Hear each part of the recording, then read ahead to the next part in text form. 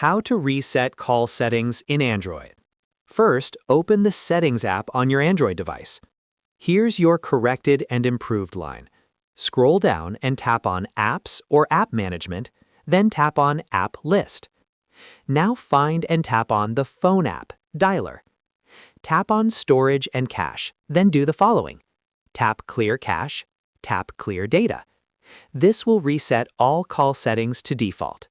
If the issue is still not fixed, go back to Settings, tap System, select Reset Options, tap Reset Wi-Fi, Mobile, and Bluetooth. Finally, restart your Android phone to apply all changes. If calls are still not working, check your SIM card or contact your network provider. That's how you can easily reset call settings on your Android phone. If you found this video helpful, don't forget to like the video, subscribe, and press the bell icon for more quick tech tutorials. Thanks for watching.